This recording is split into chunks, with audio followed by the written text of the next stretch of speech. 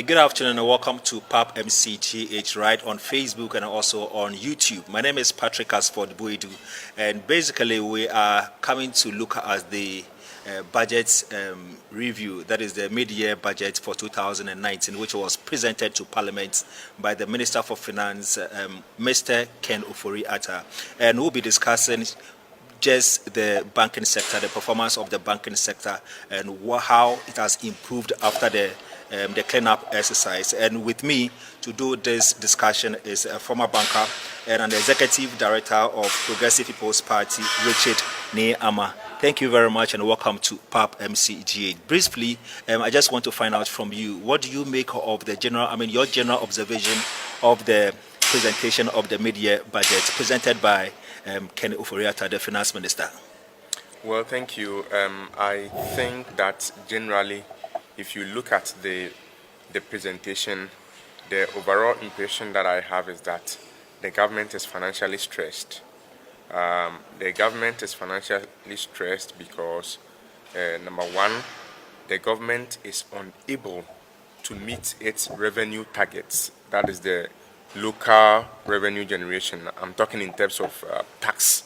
They are unable to collect their own target, which they set for themselves. And so it means that the government is underperforming and it is under stress. If you look at in what terms? In terms of revenue generation, okay. And then if you look at our debt portfolio, you could see that our debt portfolio keep on rising, okay. And if I'll break it down, let's say you're a salaried worker, okay. Your salary is 1,000 Ghana cedis. When you get that 1,000 Ghana cedis, you are supposed to use 200 Ghana cedis to pay for loan, okay? And then your employer has reduced your salary from 1,000 to 800. Meanwhile, you have gone to borrow more. So now, instead of every month using 200 cedis from your salary to pay loans, you are now going to use 400 cedis to be repaying loans, okay? That is the kind of situation that Ghana is finding itself in, because the revenue sector is underperforming. Government is unable to meet its own targets in terms of tax collection. Okay. Meanwhile, the same government is borrowing more. Therefore, even the small tax that we are collecting, we have to use a higher percentage of our tax to go and pay for loans that we have borrowed. So, if you ask me generally, I think that the government is under stress. And usually, when a government is unable to collect taxes, there are a number of factors that could be the problem. And I will not mention all the factors because I just want to talk about the ones that I suspect are the problems that Ghana is facing. Okay. Number one, if businesses are not doing well, revenue generation will go down. Because if you take companies, for example, apart from the fact that they will be paying income tax on the salaries of their employees, they have something they call corporate tax. Sure. If the company doesn't make profit, it cannot declare profit, therefore it will not pay corporate tax for the year. And so if you have brought policies that are making the companies uncomfortable and therefore they are not able to make profit, then your revenue will definitely go down, okay? Number two, if you see our financial system industry has been scattered so much that now a lot of companies are facing cash flow problems, okay? And so if they are not able to meet their cash flow obligations, certainly it will affect their productivity. And if it affects their productivity, it means there will be cuts in jobs. Sure. And if there's cuts in jobs, even the income tax that they pay, whether they make profit or not, will also be reducing. Okay, so a number of factors may be underlying. Okay, and when people are not doing well, they tend to evade tax. They tend to find smart ways of making sure that they are not paying the taxes even when you introduce more. Yeah. And which is why you would see that in this budget statement, the finance minister tried to bring more easier ways of collecting taxes, like talk tax and fuel tax. That one is so easy. Whether you like it or not, you make a phone call and the telcos will deduct it and bring it to them. Whether you like it or not, you buy fuel and the filling stations and the OMCs will have to collect it and send it to them. Those are easier tax, but those are even going to make life much more difficult for the ordinary Ghanaian. So I think that the finance minister ought to revise his notes and look at the kind of environment they have created for businesses and ask themselves whether these businesses are able to make enough for them to pay tax for us to get our tax revenues. Otherwise, I don't think the future is looking good, because if we have to borrow more to go and pay existing loans, we have done nothing. But looking at the programs and the policies that this government want to implement, actually, you look at the free SHS, you look at the one district, one factory, you look at one village, one dam, and the the agriculture aspect, where we are growing or planting for food and job and other initiatives. Do you think we should stop borrowing, especially looking at the fact that within this year alone, we are asking for an additional 6.3 billion cedis to supplement the budget? Look, I don't particularly have problem with borrowing, but I always have problem to what use are we using the borrowed funds. Sure. Okay, so you have mentioned a number of fantastic initiatives that the government is doing. I think a lot of people are thinking that, free SHS is causing stress to government. Look, it's a lie. They are spending unwisely on other things, and then they are using the free SHS as a camouflage to say that, because we are doing free SHS, that's why there's financial difficulty. As a matter of fact, when you look at the budget figures for government of Ghana, based on the revised budget figure, it means the whole year Ghana is going to spend 82 billion Ghana cedis from January to December. Sure. That's how much we are going to spend. When you look at the free SHS component, it is less than 2 billion Ghana cedis. So nobody can convince me that free SHS can cause financial difficulty for Ghana. As a matter of fact, I was talking to the... I'll just come there.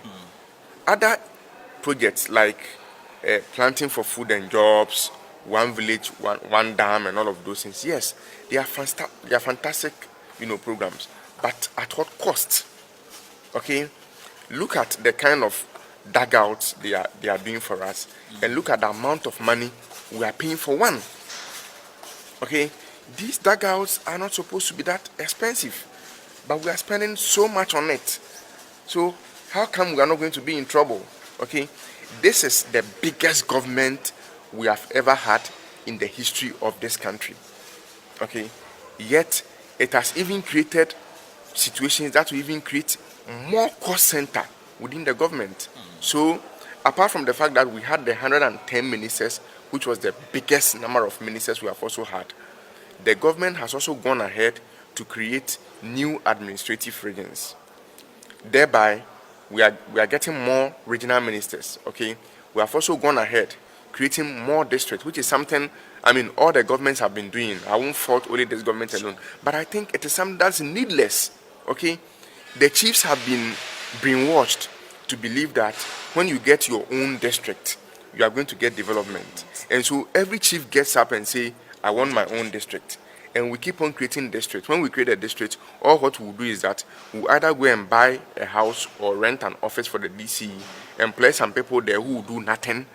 They'll go and sit there pretending to be working. We pay them every month, and then it keeps on increasing the wage bill of government. And so when you look at the entire budget, that 82 billion that we are talking about, over 60 billion of it is going into payment of loans and recurrent expenditure such as payment of salaries. Because government keep on bloating its own size by creating unnecessary districts, creating unnecessary regions, creating additional ministers who have to be paid every month. And mind you, when we talk of a minister being paid, we're not just talking about the minister's salary, because we are talking about other things like the bodyguard for the minister, the place the minister will sleep, their driver, and other expenses that we have to have on the minister. The same thing goes for a district chief executive. Okay, so I think that our budget is needlessly spending on recurring expenditure, which we could have avoided. Because if we are spending 82 billion, and about 60 billion of it is going into repayment of loans and payment of salaries, how much is left for development? But before this government came into power during the 2016 campaign, they made a promise of how they're going to ensure that there's not going to be any reckless borrowing and the fact that the president has also instituted the Fiscal Discipline Act. What do you make of that? Are we still having reckless borrowing and expenditure in the system? My brother, we are very good and quick at creating institutions and enacting new laws.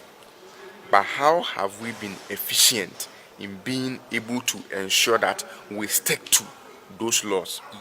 Yes, the government has created a fiscal body to, regulate how much the government will spend and borrow and all of those things. But how independent are they going to be? What kind of power do they have over the finance minister and, for that matter, the president and parliament to prevent them from going to borrow?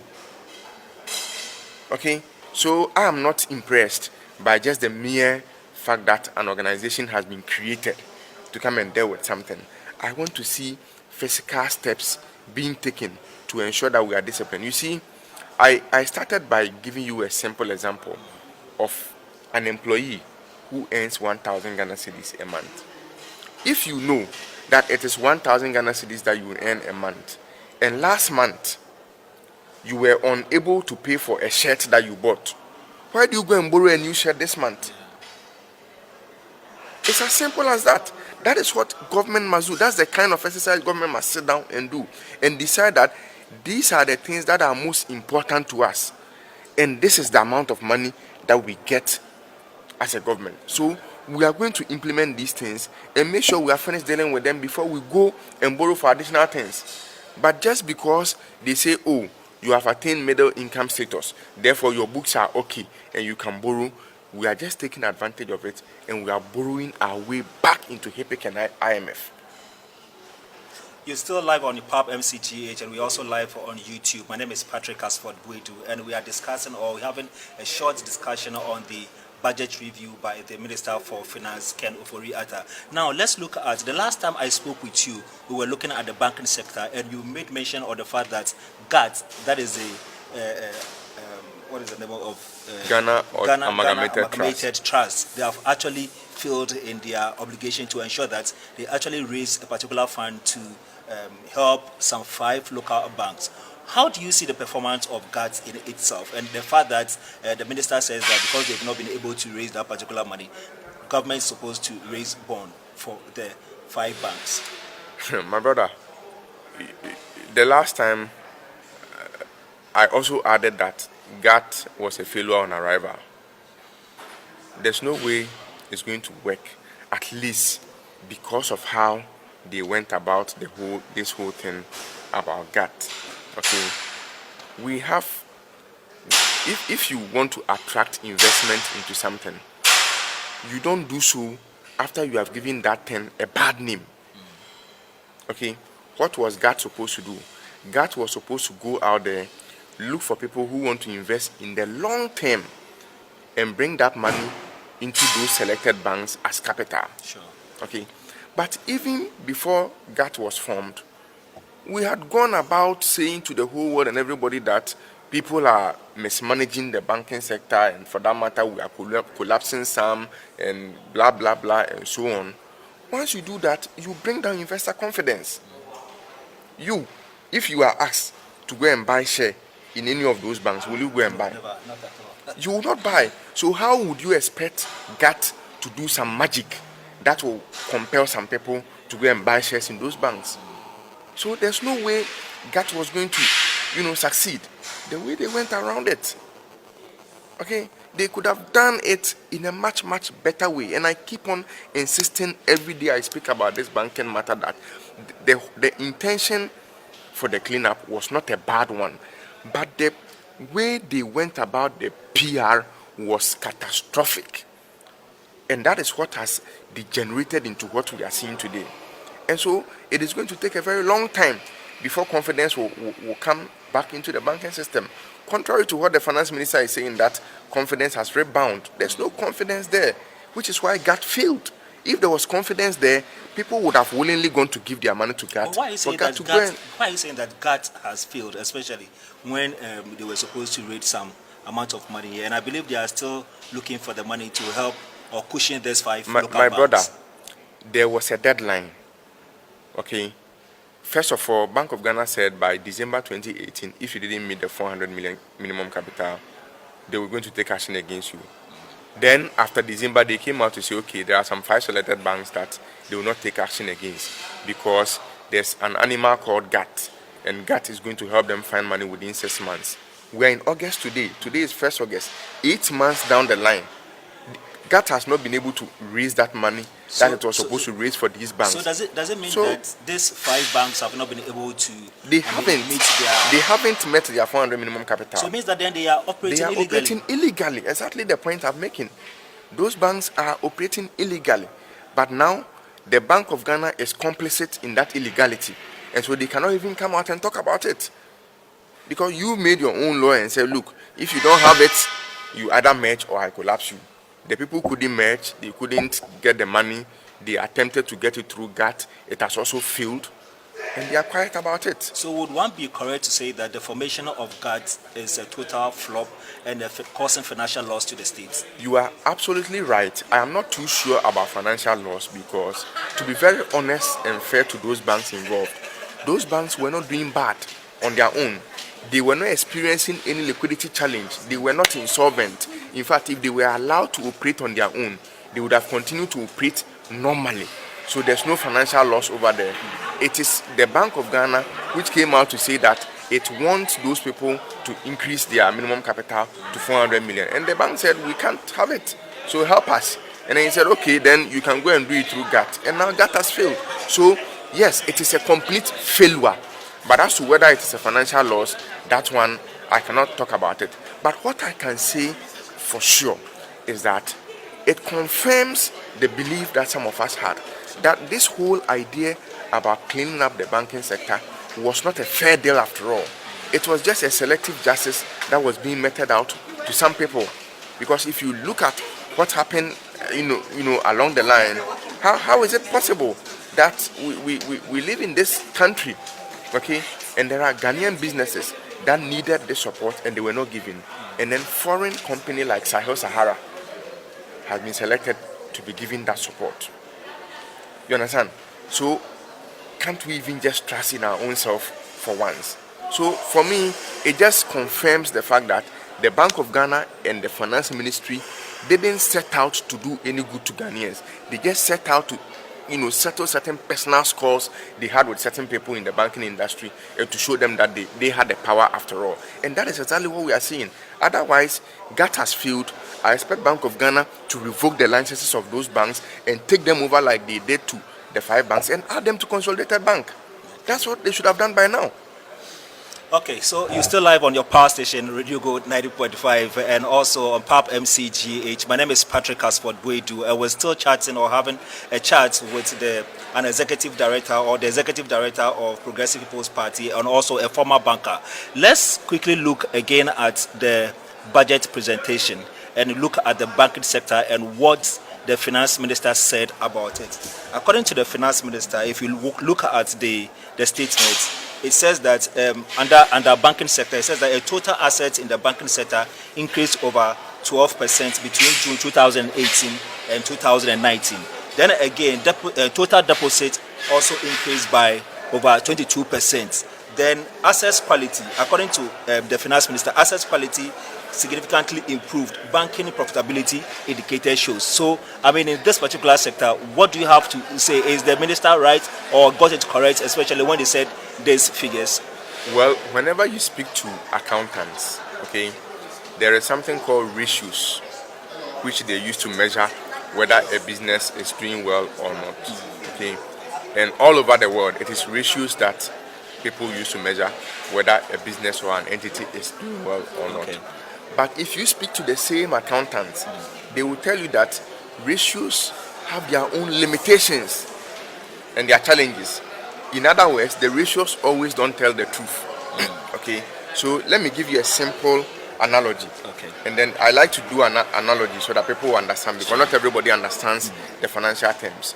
If there are 5 people working in PAB-GH, okay, and then the CEO of PAB-GH, your salary is 50,000 Ghana cedis, and there are 4 other people there who are also working, and each one of them, his salary is 1,000 Ghana cedis. If you add that 1,000 Ghana cedis to the 50,000, it becomes 54,000 Ghana cedis. Sure. And then you divide it by 4. You will get an average figure. That average figure is likely to tell you that every employee in PAB-GH is paid averagely maybe 20,000 Ghana cedis, for want of a better calculation, because I don't have a calculator here. So the perception anybody who has that report gets is that, oh, the guys, at least averagely, everybody is getting about 20,000. But when you go into the reality, then you realize that even though the average is showing that everybody is getting about 20,000, only one person is getting 50,000, and the rest are getting 1,000, 1,000, 1,000. You understand? So these percentages that the finance minister is talking about, having given this background, let me now tackle them one after the other. First of all, he's saying that the total capital adequacy of the banking sector has increased by 12%. Okay, that alone should tell you that the whole exercise Bank of Ghana did was a fiasco and a failure. Why am I saying this? There were about 34 banks in the system. Okay, we wanted to increase their minimum capital from 120 million to 400 million. So if one bank is able to bring fresh capital of 280 million, that is more than 200% increment in that bank's capital. Is that not true? Sure. So if we finished and the 30 something banks have been reduced to now, I think 23 or so. Yeah, 23. Good. And they have all made the 400 million. How come the increment is just 12%? It means that most of the banks that were able to meet the capital requirement didn't bring any fresh money. That is why the increment is just 12%. So they just looked at the industry and realized that, oh, a lot of the banks, they already have the 400 million. So let's put it here, and then those who don't have it, we clear them out of the system. Because originally, under the previous administration, they were going to increase the minimum capital from 120 million to 250 million, which I thought was very reasonable. Then all of a sudden, that 250 million changed and went to 400 million. Now, I'll tell you what the bigger banks did. The bigger banks, most of them have been around for more than 150 years. Talk of the Santas, the Eco Banks, and the rest. They've built capital over the years. Okay, so they didn't bring in any fresh money at all. The moment Bank of Ghana said they should bring new minimum capital, all what they did was that they went into their profit and loss account. They have an account in the profit and loss account called surplus account. They went into their surplus account and transferred money from the surplus account into their capital account. So it is like a paperwork, book-to-book transfer. No new money came into the system. It was only few banks that were able to bring in new money. That is why you can increase 120 million to 400 million, and then the overall increment is just 12%. It tells you that we haven't achieved anything with the increment, because Bank of Ghana, one of the reasons why they were doing that was that they wanted these banks to bring in fresh money and to work with it so that they'll be able to give more loans to people. Sure. But if the money is already sitting in a surplus account, it means it's money that is at his disposal already. So when he transfers it into his capital account, nothing has really happened to the company. Okay. Nothing has really happened. Okay, which is why we have that 12%, and it is abysmal. It shows that the whole exercise of the new minimum capital was a failure. It didn't add any significant value to the banking industry. Now talk of the deposit increase. Okay, most of these banks around, when you speak to those who work in the operations department, they will tell you that there are a lot of the branches, they make profit because of just one or two customers. Okay, because that customer, when they have a report they do to Bank of Ghana, they call 20 largest depositors and then maybe 20 largest exposures. Maybe you may go to one branch and then just one customer, his account balance is about 25 million. Okay, the rest of the customers, maybe about 200 customers, all of them, when you put their money together, it won't be up to 1 million.